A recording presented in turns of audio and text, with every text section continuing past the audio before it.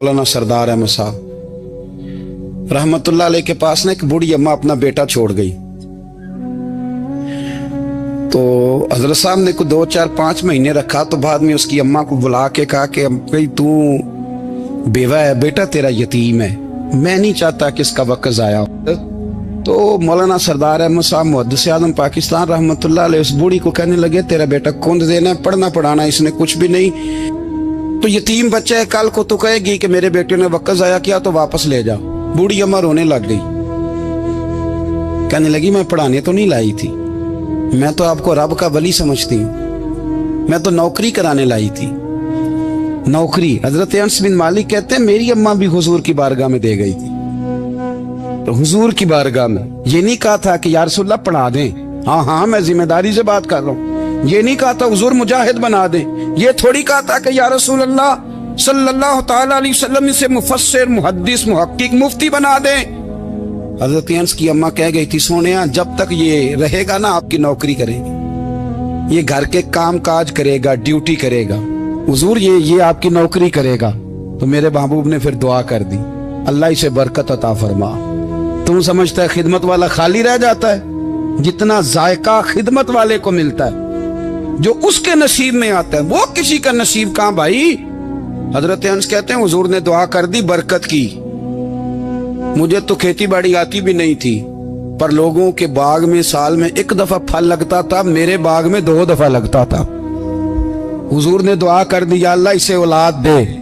फरमाते हैं मेरे बेटे, मेरे पोते, मेरे नवासे, मेरी बेटियां, फरमाते हैं मैं जिंदा हूं और मेरी 100 औलादे मौजूद हैं। परेशान हो गया 100 सुन के बच्चे 2 ही अच्छे, 100 औलादे मेरी मौजूद हैं। हजरत अनस बिन मौलाना सरदार अहमद साहब के पास ना छोड़ गई बच्चा, कहने लगी हजरत जी मैं को पढ़ाने के लिए थोड़ा छोड़ गई हूँ, मैं तो इसलिए छोड़ के गई हूँ कि आप मेहरबानी करें खिदमत कराएं। हजरत जी कहने लगे कोई ऐसा काम ही नहीं, खिदमत वाला क्या कराऊं। कहने लगी पट्ठे पवा लिया करो जी। लड़ पेंदे ने, कहने ने बच्चे काम कर दें मदरसे दो। हालांकि अब कहाँ बच्चे काम करते हैं, अब तो गुजर गया दौर, अब तो बच्चे काम कराते हैं।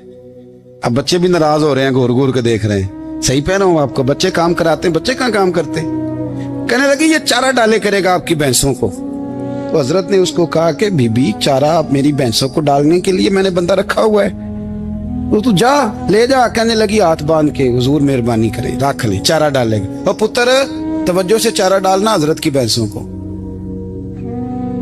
रोने लगी, हजरत ने रख लिया, महीने का खर्चा भी देते। शाम को ना वो सारा दिन काम करता, शाम को आके पैरों में भी बैठ जाता, हजरत जी लाएं तेल थोड़ा सा, पैर ना दबा दूं। 8 साल साथ वाले पढ़ते रहे, ये बेचारा नौकरी करता रहा, मेरा रूप भी नहीं ते मेरा रंग भी नहीं, और मैनू यार मनान दा टंग भी नहीं। कभी कभी ना हजरत बिलाल हबशी फारग होते ना तो नबी पाक की बारगाह में अर्ज करते हुजूर कोई काम तो नहीं, सारे हो गए, हुजूर जाऊं जरा, चले जाते। एक दिन सलमान फारसी कहने लगे या रसूलल्लाह ये बिलाल कहाँ जाता है। फरमाया जा देख के तो आ। हजरत सलमान वापस आए तो आके रोने लगे, कहने लगे सोनिया जब यहाँ से जाता है ना तो जाके सैयदा फातिमा की चक्की पीसनी शुरू कर देता, बीबी साहबा के काम करने लगता है, घर में जाके असनैन की ड्यूटी करता है, वहां भी काम यहाँ भी काम। वो चारा डालता रहा, उसने चारा डाला। हजरत मुहद्दिस आज़म की भैंसों को दस्तारे फजीलत का वक्त आ गया, सारे पगड़ियां सजा के आ गए, आज दस्तार होगी। ये ना पीछे होके बैठ गया, चूंकि पढ़ा ही नहीं था तो दस्तार का है कि दस्तार तो उसकी जो पढ़ेगा, हमने तो पढ़ा ही नहीं, हमने तो यार पढ़ा, घर पढ़ा, ड्यूटी करी। हजरत मुहद्दिस आज़म रहमतुल्लाह अलैह के यहाँ जब ऐलान होने लगा ना कि अब दस्तार होगी, तो हजरत ने पहला ऐलान उसका फरमाया। तो मजान ला बंदा कपड़े भी कदी कदी बदल देना, वो कहता है जिस हाल में भी था मैं पलट के देखने लगा कि पढ़ा पढ़ाया तो है, कोई शय नहीं, ये माजरा क्या है। पीछे से उठ के आए तो कहते हैं बाकियों की दस्तार किसी आलिम ने की, किसी सूफी ने की, लेकिन ये भैंसों को चारा डालने वाला जब आया तो मुहद्दिस आज़म ने फरमाया पगड़ी के बाल को कोई हाथ ना लगाए, ये सारी दस्तार मैंने करनी है। और फरमाते हैं हजरत बाल भी देते जाते थे और आंसू भी बहाते जाते थे, माथा भी चूमते थे, और फरमाते थे दस्तार के बाद चला तो नहीं जाएगा यार, मुझे तो इबादत भी नहीं रह गई, मुझे तो चाबियों को भी नहीं पता कौन सी कहाँ रहती है, जाएगा तो नहीं तू। वो रो पड़ा, कहने लगा सोनिया जाए तो वो जिसके पल्ले कोई शय हो, आता जाता तो है कुछ नहीं, मुझे किसने रखना है, मैंने कहाँ जाना है, इधर कहा तो इधर ही रहूंगा। वो उस तालिब इल्म के सारे उस्ताद भाई कहते हैं उसने दस्तार कराई, पढ़ा पढ़ाया कुछ नहीं, पर जो मसला अड़ जाता था ना, वो जो अड़ जाता था ना, वो जाके उससे पूछते थे तो किताबें खोलने की जरूरत नहीं पड़ती थी। मौलाना अमजद अली साहब आजमी रहमतुल्लाह अलैह फरमाते हैं यकदम आला हजरत का दरवाजा खुला, ये भी मेरे आला हजरत की जिंदगी है, इसे भी देख, यकदम दरवाजा खुला तो बूढ़े इमाम के पैरों में जूता कोई नहीं, और आला हजरत सर पट दौड़े। मैं करीब गया, मैंने कहा हुजूर मैं सदके जाऊं, कहां जा रहे हो? कहने लगे किसी ने बताया मेरा मुर्शद का बेटा रेलवे स्टेशन से गुजरने वाला है, अमजद अली देर न कर यार, कहीं शहजादा नाराज ना हो जाए, मेरे मुर्शद का बेटा, मेरे शेख का पोता, यार जरा जल्दी कर। कहते हैं आला हजरत दौड़े रेलवे स्टेशन पे, उन्हें अगर फतवे लिखने आते थे किल के रजा है खंजरे खूंखार बरकबार, तो वो ये भी कहा करते थे कैसे आकाओं का बंदा हूं रजा, बोल बाले मेरी सरकारों के। दौड़े गए रेलवे स्टेशन पे, और बूढ़े शेख सदरुल शरिया कहते हैं मैंने कहा हुजूर मैं ना चला जाऊं? कहने लगे ना पुत्र, मैंने बड़ा नमक खाया उस कर का, मैंने बड़ी नौकरी करी है, मेरी अपनी ड्यूटी है, तुम्हारी तो नहीं ना। मेरे शेख फरमाते रेलवे स्टेशन पे हजरत खड़े हैं, तो एक मुसाफिर उतरता, उसके करीब जाते अदब से सलाम लेते तो कहते मारेरा शरीफ से तो नहीं कोई आया? कहते वो मुसाफिर गुजर जाता, दूसरा आता तो फिर करीब जाते, कहते वो उसके आस्थाने से तो नहीं आए, उधर से तो नहीं कोई आया। कहते सारे गुजर गए, जिन मुसाफिरों ने उतरना था उतर गए, ट्रेन चल पड़ी। तो मैंने कहा हुजूर किसी ने आपको गलत इत्तला दी थी, शहजादे तो आए नहीं।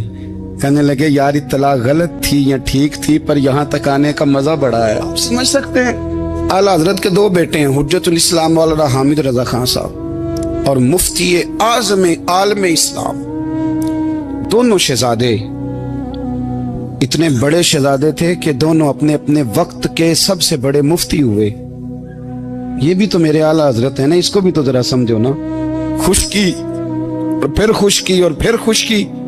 एक दिन पीर साहब ने कहा नूरी मियाँ साहब क्या अहमद रजा यार वो भैंसें रखी हुई हैं तो उनको ना गीदड़ आके तंग करते हैं, तो दो कुत्ते मिल जाए ना कभी तो चलो रात को पहरेदारी करेंगे, दो कुत्ते मिल जाएं। मैं अक्सर सोचता हूँ कि आला हजरत तो आलिम थे, उनका कुत्तों से क्या लेना देना। हजरत जी आपने कुत्तों की बात करनी थी तो किसी दुनियादार से करते, दो कुत्ते मिल जाएं तो जरा जानवरों की देखभाल करेंगे। फरमाया हुजूर सवेरे ही आ जाएंगे। भाई आपका तो ये शुगर लेनी, तो आप कहां से लाएंगे? दिन चढ़ा तो दोनों बेटों के गले में रस्सियां डाली। आला हजरत को सिर्फ आप फतवे की रोशनी में देखते हैं, आपको उस शख्स के दर्द का नहीं पता, उसके जायके का नहीं पता, वो किस स्टेज का आदमी है, स्टेटस क्या है तरीकत में, शरीयत में, इश्क में। दोनों शहजादों के गलों में रस्सियां और पकड़ा हुआ है। तो नूरी मियाँ साहब कहते हैं मैं चारपाई पे बैठा था तो नीचे बिठाल दिए दोनों बच्चे, मैं उठ के खड़ा हो गया। मैंने कहा मौलाना ये क्या? कहने लगे हुजूर ड्यूटी भी करेंगे और रोटी भी नहीं मांगेंगे। जिन्हां तना विच इश्क न रचिया कुत्ते ना थी चंगे, मालक देकर राखी कर दे साबर भुखे नंगे। किधर गया ज़ौक़, किधर गया वो दर्द? और फिर जब बारी आई रसूलुल्लाह के प्यार की, जब बारी आई नबी पाक की मोहब्बत की, तो फिर फाजिल बरेलवी का कद अगर लिखने में कमाल है ना, तो महबूब के प्यार करने में भी कमाल। उन्होंने ना सारी जिंदगी यानी सारी जिंदगी ये कह के गुजार दी कि इश्क तेरे सदके जलने से छुटे सस्ते, जो आग बुझा देगी वो आग लगाई है। एक सैयद साहब थे, मकान बन रहा था आला हजरत का, तो सामने ना बिल्कुल लाइब्रेरी थी। तो جب مکان بن رہا ہوتا ہے تو تب سارے مستری مزدور اندر ہی ہوتے ہیں، تو سب کا آنا جانا تھا، سب لوگ آتے جاتے تھے بلا جھجک۔ تو وہ سید صاحب بھی ایک دن آ گئے، سامنے لائبریری میں ملے، پھر چلے گئے۔ کچھ دنوں کے بعد گھر مکمل ہو گیا، اب عورتیں بھی آ گئیں، تو شاہ جی کو پتہ نہیں تھا۔ وہ پرانا ہی ماحول سمجھ کے نا، مولانا ظفر الدین بہاری کہتے ہیں پرانا ہی ماحول سمجھ کے تو اندر آ گئے، اور جیسے ہی اندر داخل ہوئے سامنے گھر کی عورتیں دیکھی تو شاہ جی معذرت معذرت معذرت کرتے پریشان ہو گئے، اور پھر جب دوبارہ پلٹنے لگے تو اعلیٰ حضرت دوڑ کے گئے، ہاتھ چومے، کہنے لگے شاہ جی آپ کو تو پتہ نہیں تھا، اور آپ مہربانی کریں یہ معذرت والا لفظ واپس لیں، یہ میرے گھر کی عورتیں نہیں، یہ تو سیدوں کی باندیاں ہیں، یہ تو نوکرانی ہیں، آپ مہربانی کریں، یہ انداز آپ کا جو ہے یہ درست نہیں، آپ مہربانی فرمائیں اندر آئیں۔ اور پھر سارے خاندان کو لے کے پردے کے پیچھے کھڑا کیا اور کہنے لگے شاہ جی کو غلطی لگ گئی، انہوں نے ہم سے معذرت کی، اب ہم سارے مل کے ان سے معذرت کریں، اس لیے کہ یہ رسول اللہ کا خاندان۔ یار تھوڑا بہت دو چار لفظ جس بندے کو آ جائے نا، دو چار لفظ، میں ذاتی طور پہ نا آپ کو پتہ ہے میں تو نعت خانوں سے تو ہماری بنتی نہیں، بہت سارے نعت خان تو ہمیں ویسے ہی نہیں، میں کہتا ہوں نعت آنے دے جانے کا نام نہیں، نعت تو کلام کا نام ہے۔ کسی بزرگ کی بات پڑھو، کوئی مطلب اس میں کوئی ذوق ہو، کوئی درد ہو، یہ کیا بات ہوئی جو آج کل کام شروع ہے۔ لیکن آپ کو پتہ ہے ہم نعت خان کی بھی عزت کرتے ہیں، میں جس نعت خان سے نعت سنتا ہوں میں دل کی قلب کی گہرائی سے اس کا حیا کرتا ہوں، میں اکرام کرتا ہوں، اللہ جان میں اعزاز دیتا ہوں، اس لیے کہ میں سمجھتا ہوں یہ جب بولتا ہے نا تو مجھے مدینے والے کی یاد آتی، یہ نبی کریم کی یاد دلاتا ہے، تو اس کا احساس ہے۔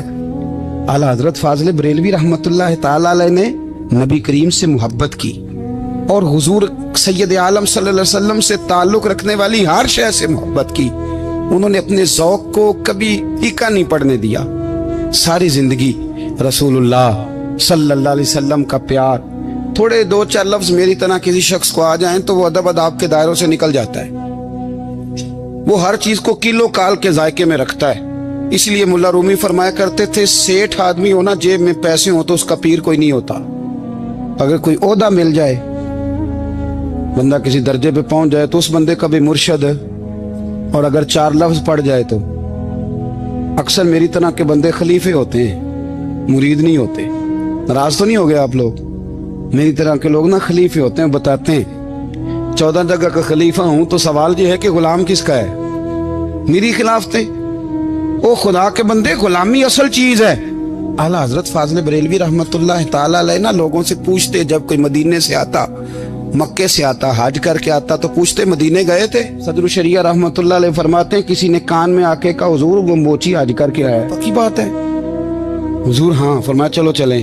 حضرت جی وہ لکھنا نہیں، تو میں آ کے دیکھتے ہیں۔ حضرت مہمان اوے آ کے دیکھتے ہیں، کہتے دوڑنے لگے، وہ جوتے گانٹ رہا تھا، جا کے پوچھا حج کر کے آئے ہو؟ کہا ہاں، مدینہ شریف گئے تھے۔ وہ جس بندے کے پاس لوگ تاریخیں لینے جائیں تو ٹائم نہ ملے، بھائی آج مدینے گئے تھے؟ کہنے لگا جی بڑا کرم کیا سرکار نے، میں تو 1.5 مہینہ رہ کے آیا ہوں۔ کہتے ہیں جبہ کہیں، پگڑی کہیں، قلم کہیں، شاگرد کہیں، مرید کہیں، اور اندر نہیں، حجرے کے اندر چھپ کے کسی کی تعظیم نہیں، چوک میں موچی جوتے گانٹنے والا دنیا دیکھ رہی ہے، اعلیٰ حضرت جھکے اور موچی کے پیر چومنے شروع کر دی، لوگ پکڑ دیں حضور یہ کیا، وہ بھی پیر، کہنے لگے پیچھے ہٹ جاؤ، یہ وہ قدم ہے جو میرے مصطفیٰ کریم کے در دولت سے ہو کے آئے، حرم کی زمین اور قدم رکھ کے چلنا، میرے سر کا موقع ہے ہو جانے والے، یہ ذائقہ، یہ درد۔ تو اعلیٰ حضرت نے نا ذوق والی زندگی گزاری، ادب والی زندگی گزاری، پریم والا وقت گزارا، عشق والا وقت گزارا۔ حضرت بلال حبشی کبھی سپاہ سالار بنے تھے کسی جنگ میں، کسی صوبے کے گورنر بنے ہوں؟ بولو تو صحیح ہے۔ ان کا تعارف کیا تھا؟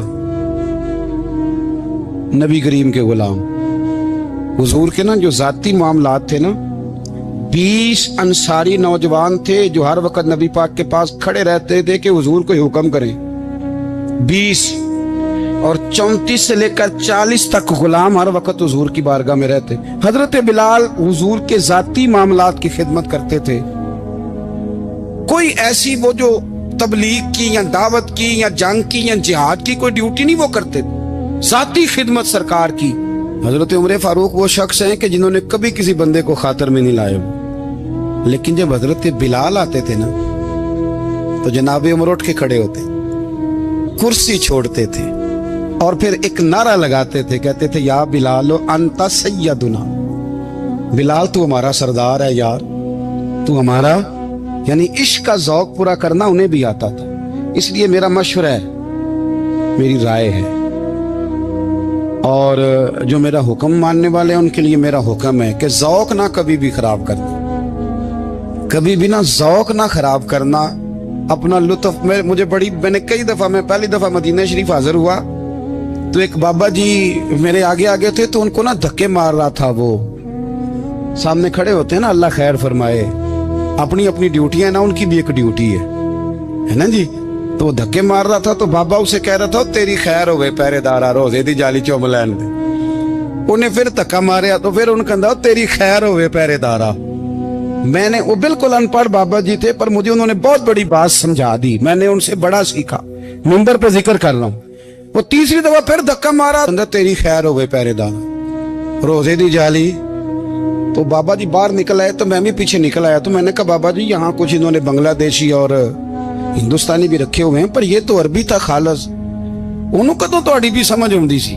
ਤੁਸੀਂ ਪੰਜਾਬੀ ਦਾ ਸ਼ੇਰ ਸੁਣਾਈ ਜਾ ਰਹੇ ਹੋ।